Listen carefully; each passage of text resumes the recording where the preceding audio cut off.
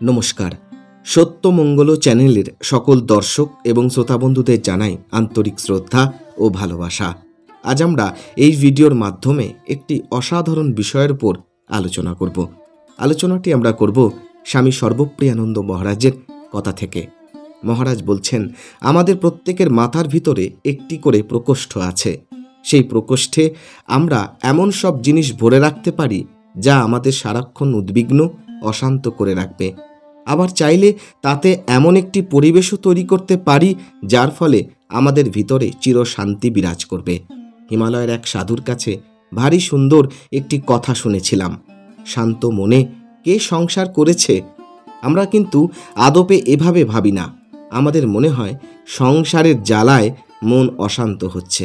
লোকের ব্যবহার, টাকা পয়সার চিন্তা, শরীরের সমস্যা, ছোট বড়দের নানা সমস্যা প্রভৃতির কারণে মন আর শান্ত হতেই পারে না। কিন্তু ওই সাধুর কথা থেকে যদি বোঝার চেষ্টা করি, দেখব উনি ঠিক এর উল্টো কথাটি বলেছেন। ইংরেজিতে যাকে আমরা বলি কাউন্টার ইনটিউটিভ। তার মতে আমাদের মন এত অশান্ত বলেই সংসারকে এত যন্ত্রণাময় বলে বোধ হয়। এখন সাধুটির এই কথা আমাদের চমকপ্রদ মনে হলেও সহজে কিন্তু তাতে বিশ্বাস আসবে না। প্রশ্ন করতে ইচ্ছে করবে, অশান্ত মনের জন্য সংসার এত তিক্ত লাগে সত্যি, নাকি সংসারেরই আসল সমস্যা আছে যা মনকে তিক্ত করে তোলে? একটি ছোট্ট উদাহরণ দেখলেই বোঝা যাবে, একই সংসারে প্রভূত সমস্যার মধ্যেও কেউ শান্তভাবে থাকতে পারেন, আর ওই একই পরিস্থিতিতে কেউ বিরক্ত হয়ে মেজাজ হারাচ্ছেন। তাহলে দেখুন, সমস্যা তো এখানে একটিই। সেই সমস্যা কারো মনে প্রতিক্রিয়া কম, কারো মনে বেশি। অসুস্থতার ক্ষেত্রে লক্ষ্য করবেন, গুরুতর কোনো অসুখে কোনো রোগী ও তার পরিবার হয়তো শান্তভাবে যা ভবিতব্য সবই মেনে নিচ্ছেন। আবার ওই একই অসুখে আরেক রোগী ও তার পরিবার অস্থির হয়ে পড়েছেন, ভেঙে পড়েছেন, রাগ দেখাচ্ছেন। ঈশ্বরে সহজ সরল বিশ্বাস থাকলে সমস্যা যেমনই হোক না কেন, নিজের মনকে তার পাদপদ্মে রেখে সমস্ত অস্থিরতা থেকে সরে আসা যায়। কিন্তু বেদ বেদান্ত পড়ে, আত্মা ব্রহ্ম চর্চা করেও যদি সেই সব মুখেই থেকে যায়, মরমে না পশে, তাহলে যে কোনো সমস্যাতেই অস্থিরতা আসতে বাধ্য। ঠাকুরের বলা সেই গল্পটি মনে করে দেখুন।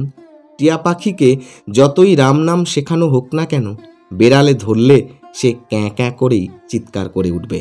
আমরা হলাম ওই টিয়া পাখি, আর বেড়াল হলো শোক, তাপ, মৃত্যু। বইয়ের কথা বইতে থেকে গেলে বেড়ালরূপী জাগতিক শোক তাপ আমাদের টুঁটি চেপে ধরলে সেই সব প্রবোধ বাক্যে আমরা কিন্তু বিশ্বাস রাখতে পারবো না। অসহায় চিৎকারই তখন আমাদের সম্বল। এই তীব্র কষ্ট যন্ত্রণার মাঝেও নিষ্প্রিয় হয়ে থাকা কি সত্যিই সম্ভব? আমাদের সাধারণ বুদ্ধিতে বলে সম্ভব নয়। একজন বৈদান্তিক সাধুর একটি সার্জারি হবে। ডাক্তার তাকে জিজ্ঞেস করছেন, আপনাকে অ্যানাস্থেশিয়া দিয়ে দিই? প্রখর শাস্ত্রচর্চা করা সাধুটি বলছেন, আবার অ্যানাস্থেশিয়া কেন? আমি তো শরীর মন নই, আমি ব্রহ্ম, আমি দ্রষ্টা। তুমি নিশ্চিন্তে কাটাকাটি করো, আমার কিচ্ছু বোধ হবে না। কিন্তু যেই না ডাক্তার ছুরি ঢুকিয়েছেন শরীরে, সাধুটি কোঁকিয়ে উঠলেন। ডাক্তার বললেন, কি হলো বাবা? আপনি যে বললেন আপনি ব্রহ্ম। সাধু তখন বলছেন, ওহ কিতাব কা বাদ কিতাব মে রহ গিয়া, অর্থাৎ ওসব কেতাবি জ্ঞান বইতেই রয়ে গেছে, এখনও আমি আত্মস্থ করতে পারিনি। অথচ একদম একই রকম পরিস্থিতিতে পূজনীয় হরি মহারাজ স্বামী তুরীয়ানন্দ প্রতিক্রিয়া লক্ষণীয়। প্রথম জীবনে তিনি ঠাকুরকে গলরোগের অসহ বেদনাতেও বিচলিত না হতে দেখেছিলেন।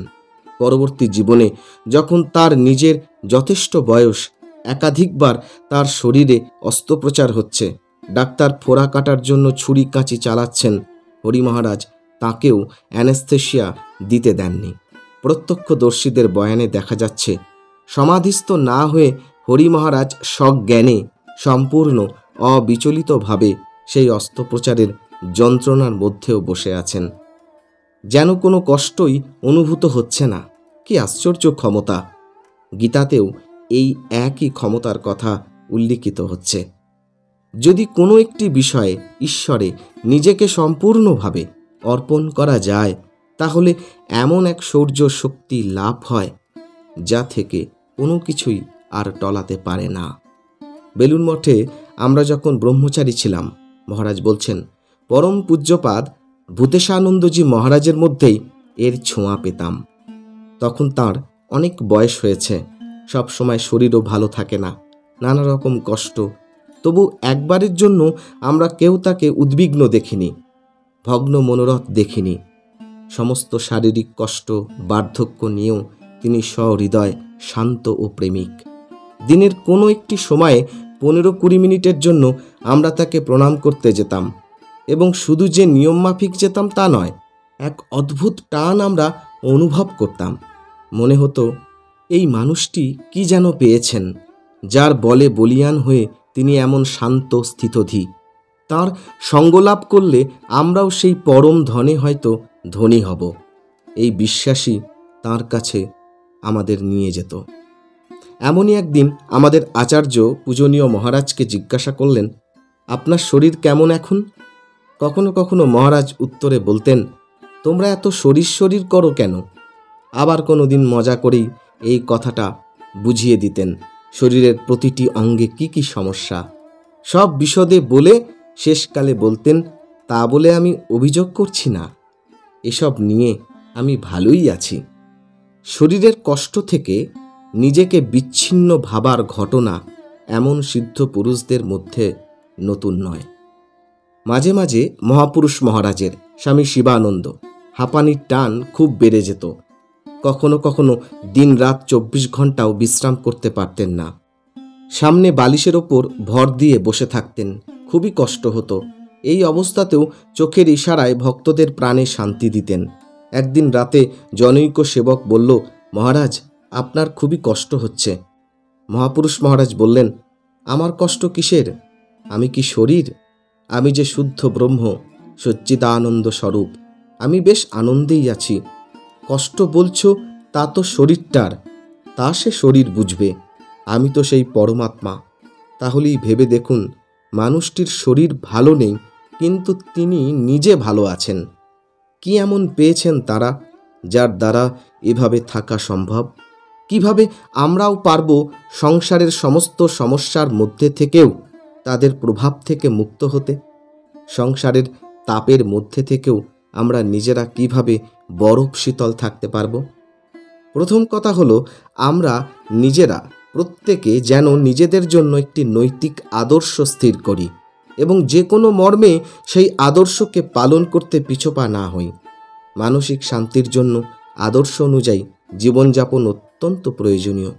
যদি আমরা নিজেরাই নিজেদের নৈতিক জীবনযাপন ও আদর্শ পালনে বারবার ব্যর্থ হই, বিচ্যুত হই, আমাদের অন্তরাত্মাই আমাদের বলতে থাকবে, তুমি ভালো মানুষ নও। নিজেরই অন্তর থেকে যতক্ষণ এই কথা আমাকে শুনে যেতে হবে, ততক্ষণ আমি আধ্যাত্মিক হতে পারবো না, মনে শান্তিও পাবো না। কাজেই সবার আগে আমাদের একটি নিষ্কলঙ্ক জীবনযাপনের চেষ্টা করা দরকার। খুব ছোট ছোট কাজের মধ্যেও কিন্তু নিজের নৈতিক আদর্শকে, সত্যকে ধরে রাখা যায়। যে টুকটাক মিথ্যে কথাগুলি স্বভাববশে মানুষ বলে ফেলে, যেভাবে সত্যকে সময়ে অসময়ে এড়িয়ে যায়, সেইটুকু না করলেই হয়। ঠাকুর তো বারবার বলেছেন, সত্য কথা কলির তপস্যা। সেটি ধরে রাখায় আমরা যেন সচেষ্ট হই। তার পাশাপাশি সবার সঙ্গে সদ্ভাব বজায় রাখা, প্রত্যেকের, এমনকি যে মানুষটি আমাদের ক্ষতি করার চেষ্টা করছে তারও মঙ্গল কামনা করা খুব প্রয়োজন। সে তো সংসারের মোহ মায়ায় আবদ্ধ হয়ে নিজের ক্ষুদ্র স্বার্থসিদ্ধির জন্য আজ এরকম ব্যবহার করছে। বস্তুত তারও অন্তরে যে ঈশ্বর বিরাজমান, আমার অন্তরেও তিনি। এ কথা সে না জানুক, আমার জানতে বা বুঝতে ভুল হবে কেন? তাই তার সাময়িক দোষ ত্রুটির জন্য যেন তার ক্ষতি না করি। মানুষকে তার মোহ থেকে বের করে আনার জন্য যদি ভয় দেখাতে হয়, অবশ্যই ফোঁস করা উচিত, তা ধর্ম পালনের মধ্যেই পড়ে। কিন্তু অহেতুক তার প্রতি দেশ থেকে যেন তার ক্ষতি করতে আমরা প্রবৃত্ত না হই। তাহলে ধর্ম থেকে অধর্মে চ্যুত হব এবং তখন কোনো যোগ বেদান্তই কোনো কাজে আসবে না। আধ্যাত্মিক উন্নতির পথ থেকে আমরা ক্রমশই পিছিয়ে পড়ব। ভুল চুক আমাদের প্রত্যেকেরই হয়, কিন্তু কোনো পরিস্থিতিতেই নিজেকে স্বেচ্ছায় খারাপ মানুষ হয়ে যেতে দেবেন না। খেয়াল করে দেখবেন, এইটুকুই কিন্তু দুর্যোধন এবং অর্জুনের মধ্যে তফাৎ। শ্রীকৃষ্ণ যখন দুর্যোধনকে বোঝাতে যাচ্ছেন কেন যুদ্ধ করা উচিত নয়, দুর্যোধন বলছেন, কোনটা উচিত আর কোনটা অনুচিত, কি ভালো আর কি খারাপ তা আমি বেশ বুঝি। তা সত্ত্বেও অধর্ম পালন থেকে আমি নিজেকে বিরত রাখতে পারি না, আর ধর্ম পালনে আমার প্রবৃত্তি হয় না। তাই আপনার দেওয়া জ্ঞানও আমাকে ধর্মের পথে আনতে পারবে না। আমার মনের মধ্যে কি এক শক্তি আছে, সে আমাকে যে পথে ঠেলে দেয় আমি সে পথেই চালিত হই। অর্জুনও কিন্তু এই একই পথ সম্বন্ধে শ্রীকৃষ্ণকে প্রশ্ন করছেন। মানুষের মনের মধ্যে কি এমন শক্তি আছে যার দ্বারা চালিত হয়ে মানুষ অনিচ্ছা সত্ত্বেও পাপকর্মে অংশ নেয়? কিভাবেই বা এর উপশম সম্ভব? তফাৎটা ঠিক এখানেই। দুর্যোধনের নিজের পাপকর্ম থেকে বেরিয়ে এসে নিজের মধ্যে পরিবর্তন আনার কোনো সদিচ্ছা নেই। তার ধারণা জীবন যেমন চলছে তেমনই চলবে। আর অন্যদিকে অর্জুন প্রশ্ন করছেন, কিভাবে এই পাপ স্খলন করা সম্ভব? আমরা প্রত্যেকেই এভাবে আধ্যাত্মিক হয়ে উঠতে পারি যদি আমাদের মধ্যে অধর্মকে অতিক্রম করে ধর্মাচরণের সংকল্প থাকে। এমন নৈতিক আদর্শে নিজেদের জীবন চালনা করলে মনে শান্তি আসে, বিবেকের দংশন আর থাকে না। এবার আরেকটু গভীরে গেলে দেখা যায় যে কাজগুলি আমরা সারা জীবন ধরে করছি সেগুলি নৈতিক বটে, কিন্তু সেগুলি কেবলমাত্র আমরা নিজেদের জন্য করছি। টাকা পয়সা, পদোন্নতি, বাড়ি গাড়ি, এসবই নিজের অথবা পরিবারের সুখ শান্তির জন্য। এর কোনো উদ্দেশ্যই কিন্তু খারাপ নয় এবং নৈতিক পথেই মানুষ তা করছে। কিন্তু মানুষ যদি আরেকটি ধাপ এগিয়ে নিঃস্বার্থভাবে কাজ করে, অল্প অল্প করে হলেও, তবে তা আরও মহৎ কাজ বলে গণ্য হবে। যাদের মধ্যে আধ্যাত্মিক বোধ এখনও সেভাবে জাগ্রত নয়, তাদের পক্ষে এটি উপলব্ধি করা সত্যি একটু কঠিন। কিন্তু ভেবে দেখুন, আমরা সারা জীবন ধরে কোনো না কোনো কাজের মধ্য দিয়ে নিজেদের জন্য সুখ ও স্বাচ্ছন্দ্য নিয়ে আসতে চাই এবং মনে করি তাতে আর কোনো অপ্রাপ্তি থাকবে না। কিন্তু আজ এই মুহূর্তে নিজেকে প্রশ্ন করে দেখুন, এতদিন ধরে নিজের সুখের জন্য করে চলা সব কাজের শেষে আপনি কি সত্যিই সুখী? অপ্রাপ্তি কি সত্যি আর নেই? উত্তর অসম্ভব। অপ্রাপ্তি আছেই এবং থাকবেই। সুখের চাহিদা বাড়ছে এবং বেড়ে চলবেই। নিজের স্বার্থে কাজ করে আজ অবধি কোনো মানুষ সুখী হননি। তাই শুধু নৈতিক পথেই নয়, তার সঙ্গে নিষ্কাম ও নিঃস্বার্থভাবে জীবনযাপন করা মানুষকে আরও পূর্ণতা দেয়।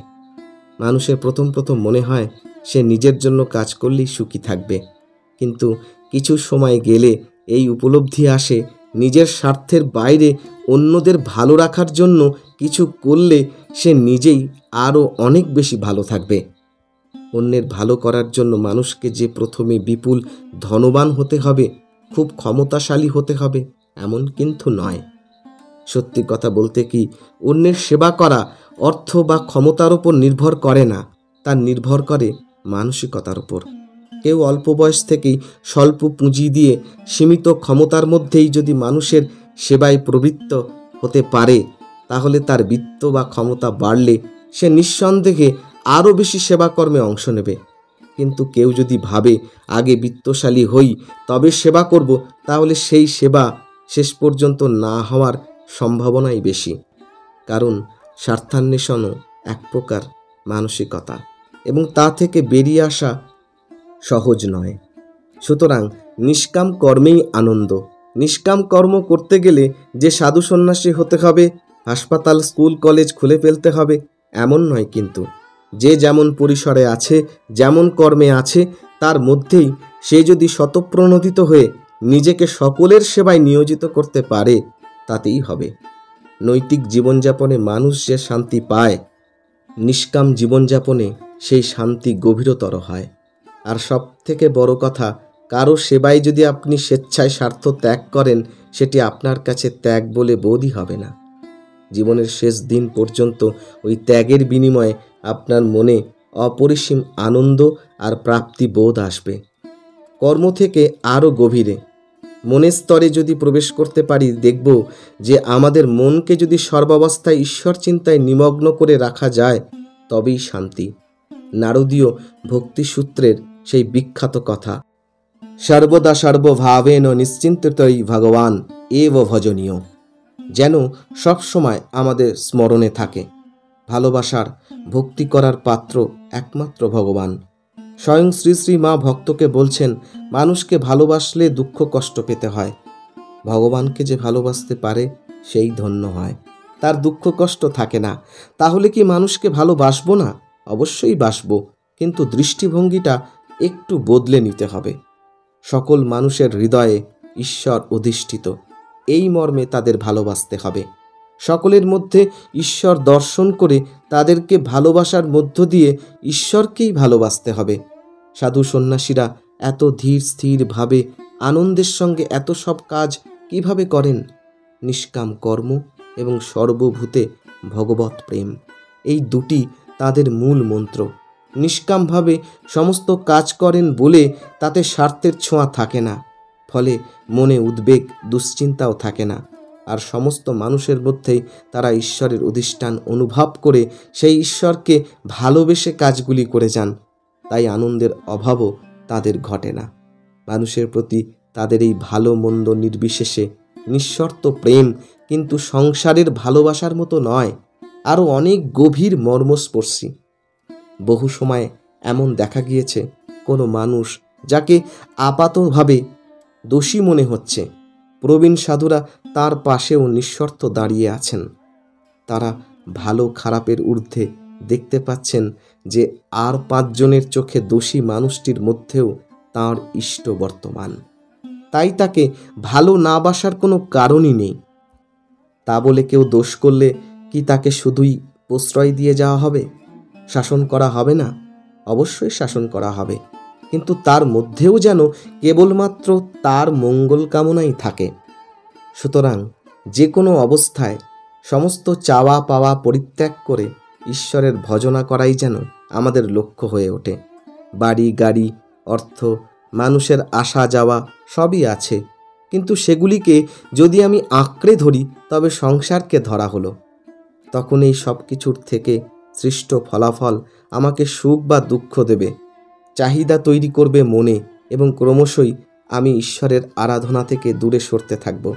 ঈশ্বরকে দুহাতে আঁকড়ে ধরলে কিন্তু এই জগৎ সংসারের কষ্ট তাপ আর বিচলিত করে না। বেদান্তের পঞ্চদশীতে উল্লেখিত ঈশ্বর সৃষ্টি আমাদের কষ্ট দেয় না, জীব সৃষ্টি আমাদের কষ্ট দেয়। ব্যাপারটা কেমন একটু দেখা যাক। ঈশ্বর সৃষ্টি কি? এই জগৎ, এই শরীর। তাহলে এই জগতে তো কত কষ্ট, এই শরীর তো কত পীড়া সহ্য করে, তাহলে ঈশ্বর কষ্ট দেন না বলি কি করে? বেদান্ত মতে বিচার করলে ঈশ্বর সৃষ্ট এই জগৎ, শরীর বা বিভিন্ন শারীরিক অবস্থা সকলের জন্যই এক। রোগ পীড়ার মধ্যে দিয়ে সকলকেই যেতে হয়, কিন্তু কষ্ট আসে আমাদের অজ্ঞানতা থেকে। আর এই অজ্ঞানতা থেকেই আমরা মনে করি আমি শরীর এবং এই শরীরের কষ্ট আমারই কষ্ট, আমি মন এবং এই মনের কষ্ট আমারই কষ্ট। সেই জন্য শাস্ত্র বলছেন, এই জীব সৃষ্টি অর্থাৎ আমি আমার রূপ অজ্ঞানজনিত কষ্ট থেকে মুক্তি পেতে হলে আমাদের ঈশ্বর অভিমুখী হতেই হবে, এছাড়া আর অন্য কোনো পথ নেই। এমনটাই অপূর্ব অসাধারণ ব্যাখ্যা করেছেন স্বামী সর্বপ্রিয়ানন্দ মহারাজ। মহারাজের রাতুল চরণে আভূমি লুণ্ঠিত প্রণাম জানাই। সকলে খুব ভালো থাকুন, সুস্থ থাকুন, আনন্দে থাকুন। আজকের আলোচনা এইটুকুই। আশা করছি আজকের এই আলোচনা আপনাদের খুব ভালো লেগেছে। আর সত্যিই যদি ভালো লেগে থাকে তাহলে প্রতিদিনের মতো ভিডিওটিতে একটি লাইক, শেয়ার, কমেন্ট ও চ্যানেলে যারা নতুন এসেছেন তারা চ্যানেলটিকে সাবস্ক্রাইব করে সত্যমঙ্গল চ্যানেলের পাশে থাকবেন। ধন্যবাদ।